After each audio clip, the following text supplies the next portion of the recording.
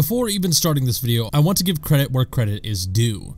This video would not have been possible if it wasn't for a longtime viewer of mine, who I know as Yellowbird, who sent me the footage you are currently seeing in the background. Without him, I would not be able to do this video, so show him some love in the comments, and I'll also link to his videos in the description. Even though he's not really a YouTuber, I'm still gonna link him. Show him some love. This video would not have been possible without him. Now with that out of the way, I'm really excited to be able to bring you this project.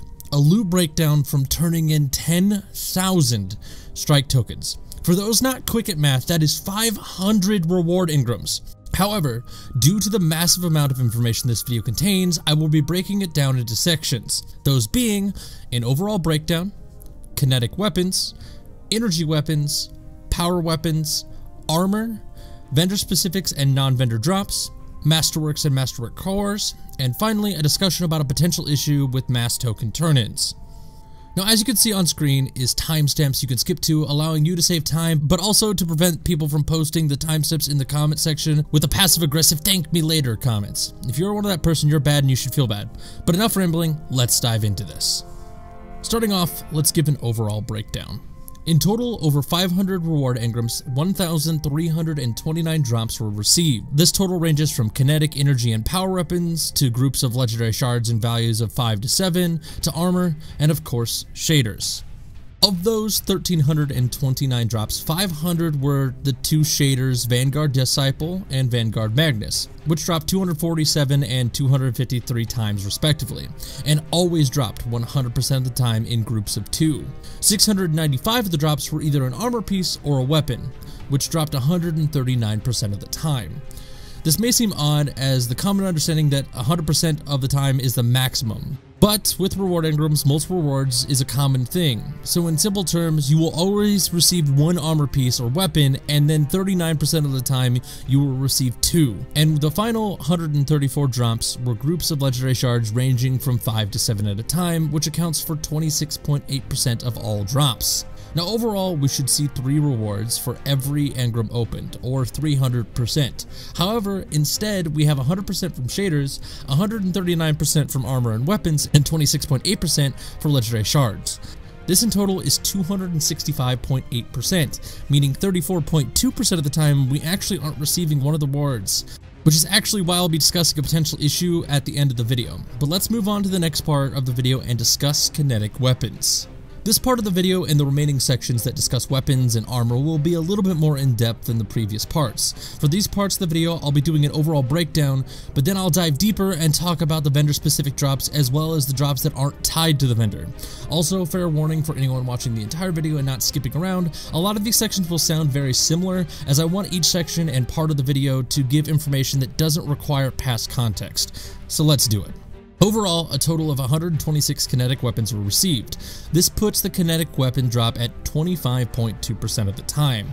And of these 126 kinetic weapons, 11 of them were Masterwork weapons, putting the kinetic Masterwork drop rate at 2.2% overall. This is different than the Masterwork drop rate, which I'll discuss later in the video. This is simply saying when opening a vendor reward engram, you have a 2.2% chance of receiving a kinetic Masterwork. However, if you somehow knew you would get a kinetic weapon, then you would have an 8.7% chance for that kinetic weapon to be a Masterwork, which is again different than the chance that when you get a Masterwork that it'll be a kinetic, which is a 13.75% chance. Now I know this was a lot of numbers to take in, so I want to break it down and make it easier to understand before diving deeper into kinetic weapons. The most important numbers to take away from what I just said is that any kinetic weapon, Masterwork or not, has a 25.2% chance to drop. And you have a 2.2% chance to receive a Masterwork that is a kinetic. Now let's dive deeper. All vendors that have reward engrams reward 2 types of items, those being vendor specific and what I'm calling non-specific rewards. Since these tokens are strike tokens, the vendor specific rewards for kinetics include the Showrunner, the Nightshade, Living Memory, Origin Story, and Nameless Midnight, while non-specific rewards include kinetics such as the Call to Serve or New City. Now, as I previously mentioned, 126 kinetic weapons dropped. Of these, 106 were vendor-specific and 20 were non-specific weapons. This gives specific weapons a 21.2% chance to occur, and the non-specific a 4% chance to occur. And to further break this down, of the 106 specific rewards, 10 of them were Masterwork, giving them a 2% drop rate, And non-specific Kinetic Masterworks dropped 1 time, giving you a 0.2% chance to receive a kinetic weapon that isn't vendor-specific and is also a Masterwork. Now, I know while going this deep as to mentioning that a non-specific Kinetic Masterwork has a 0.2% chance to drop is useless information, but I still have the info, so I'm sharing it. But let's move on to energy weapons. Energy weapons were rarer overall when compared to kinetic weapons, but this is simply due to the fact that there are 5 vendor-specific rewards in the kinetic slot that you can get from Zavala, while energy weapons there are only 3, those being the Eternal Blazon, Positive Outlook, and the Last Dance. In total, energy weapons dropped 109 times, putting their drop rate at 21.8% of the time. Of these 109 drops, 14 were Masterwork energy weapons, putting their drop rate at 2.8%. To further clarify, 19% of the time you will receive an energy weapon, and 2.8% of the time it will also be a Masterwork. Diving deeper, the vendor-specific rewards for energy weapons, as I stated, are the Eternal Blazon, the Positive Outlook, and the Last Dance. These weapons accounted for 80 of the 109 energy drops, putting their drop rate at 16%. Of these 80 drops, 10 of them were Masterwork, putting their drop rate at 2%, and the remaining 29 non-specific energy weapon drops had a drop rate of 5.8%, of which 4 were Masterwork, putting their drop rate at 0.8%. Now, I'm aware that so far throughout this video, I'm throwing a ton of numbers and drop rates at you, and I know this can be confusing. So of all this information I just gave you, if you take anything away about energy weapons, the overall drop rate for energy weapons is 21.8%. Of that, you will receive a Masterwork 12.84% of the time, where Masterworks themselves drop 2.8% of the time overall. Now on to the next section, power weapons. Power weapons were the most common of the weapon types to drop. While kinetics dropped 126 times and energy weapons at 109 times, power weapons dropped in total 196 times. This puts the drop rate at 39.2%. Of these 196 power weapons, 22 were Masterworks, putting their drop rate at 4.4%, and since these tokens were strike tokens, the vendor-specific weapons consist of 6 weapons, being the Double-Edged Answer, Wicked Sister, Curtain Call, Persuader, Main Ingredient, and Deadpan Delivery. Those 6 weapons dropped 147 times at a drop rate of 29.4%, leaving the remaining 49 non-vendor specific power weapons at a drop rate of 9.8%. To continue deeper into this whole, of that 147 vendor-specific power weapons, 18 of them were Masterwork, putting their drop rate at 3.6%, and of the other 49, 4 of them were Masterwork, putting that drop rate at 0.8%. Now, if you've been watching all the way through, you may be wondering what these non-specific drops have been. And to be frank, if you skipped around, you probably are wondering the same thing. To satisfy your thirst for that knowledge, I will be covering it later in the video, but in addition, all this information stated in this video can be found on a spreadsheet that is linked in the description of this video. But we still have a lot more to cover, so let's talk about armor. Armor as a group was the most common thing to drop. Of the 695 weapon and armor pieces that were rewarded, 264 of them were one of the 5 armor pieces. This puts the armor drop rate at 52.8%. Similarly, the drop rate for Masterwork armor as an entire group was the most common, with a drop rate of 6.6%. This is compared to the Kinetic Masterworks at 2.2%, the energy weapons at 2.8%, and the power weapons at 4.4%. However, as I stated, this was armor as a whole.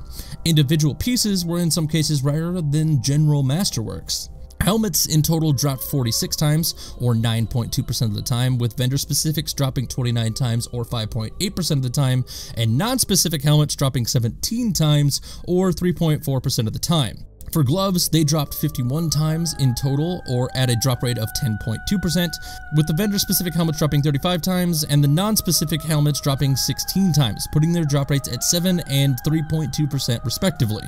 For chest pieces, they dropped in total 54 times, putting the drop rate at 10.8%, with 32 of those being vendor-specific and 22 being non-vendor chest pieces. This in turn puts the drop rates at 6.4 and 4.4%. Boots dropped 53 times, or 10.6% of the time, with vendor-specific boots dropping 31 times at 6.2%, and non-specific boots dropping 22 times at 4.4%. And last on the list is class items, the most common of the armor pieces dropping 60 times, which puts the drop rate at 12%, with the specific class items dropping 39 times at 7.8%, and non-specific class items dropping 21 times at 4.2%.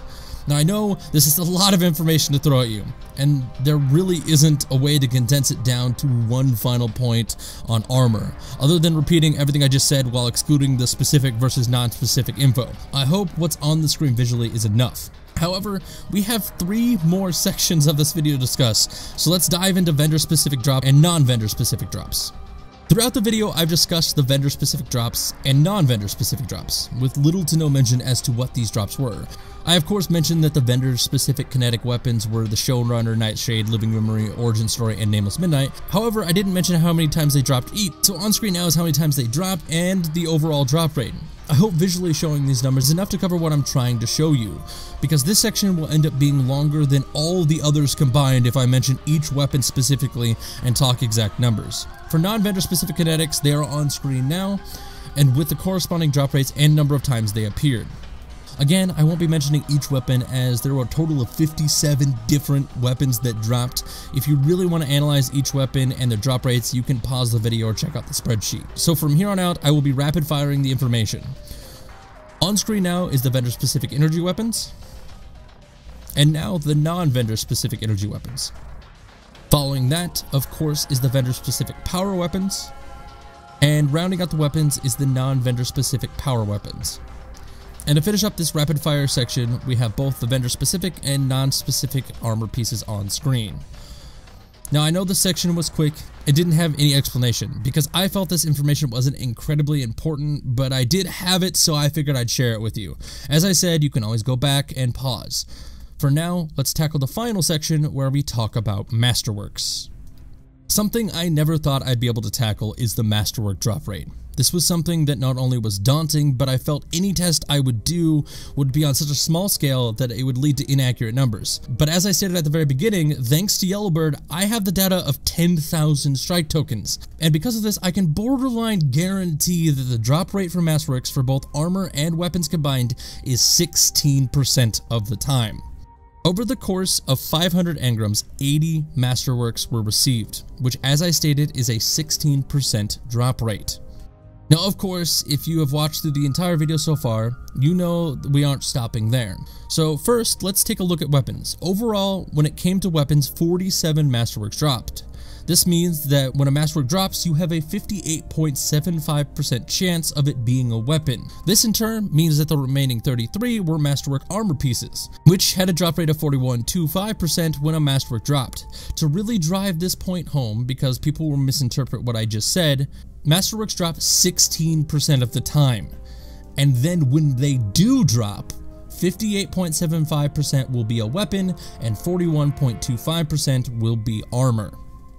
Now another thing I never thought I'd be able to test or have the data on was the drop rate of Masterwork cores when dismantling a Masterwork. I've seen people want to know the chances of receiving 1, 2, or 3 Masterwork cores, and while this isn't as definitive as the rest of the video, I do have the data on 80 Masterworks being dismantled. This information is based on a smaller sample size, but it still gives us a good idea. So let's get straight to it. When dismantling a Masterwork, you will receive 1 Masterwork core 57.33% of the time, you will receive 2 cores 34.67% of the time, and of course 3 cores are the rarest at 8% of the time. Another note I would like to make on this topic is it doesn't seem to affect the drop rates in any way when dismantling a weapon versus an armor piece. So if by any chance someone says you get more cores for dismantling a power weapon or armor gives more cores, this is simply not true. So that brings me to my final topic, that being a possible issue when mass turning in tokens. I want to preface this by saying I have no idea if there's actually an issue here. I have no idea if this is intentional, and quite frankly, I don't know what causes it. I honestly believe this occurs due to the fact that 10,000 tokens were turned in less than an hour's time, but like I said, I just don't know what's going on. Regardless, here's what happened. In Destiny 2, when previewing a reward engram, it has what is labeled as an additional reward. My understanding up until this point was that this meant you will get another reward. I interpret the word additional as not meaning possible. I see it as meaning a guaranteed additional reward. That being said, over the course of the 500 engrams opened, 171 of them did not give that additional reward. This results in 17.1% of the rewards that I assumed would happen were never given to the player. Now, as I said, this was an anomaly that I believe occurred due to the 10,000 tokens being rapidly turned in. This could mean one of two things. One, that 17.1% of the time, the additional reward is simply a non-reward, meaning it intentionally gives you nothing. And based on some of the other numbers we've seen elsewhere in this video and the data, this is completely possible, and this could be just part of the reward system. Or two, we have a bug on our hands that eats rewards that you should be getting, but don't. I personally have reached out to the devs and am waiting for a clarification, so until we have a definitive answer, I'm simply gonna leave it at that. Regardless, guys, I do hope you enjoyed this video, and if you did, I'd appreciate if you hit that like button, and if you are new here, be sure to subscribe. Also, I'd appreciate if you share this video around, as it did take a long time to make, and I personally feel it has a lot of useful information, so share it with your friends on Twitter, on Facebook, wherever you feel it deserves to be posted. As always, I want to thank you guys for your continued support. I couldn't keep making videos if you didn't keep watching, so as I said, thank you for that. And of course, do the usual stuff.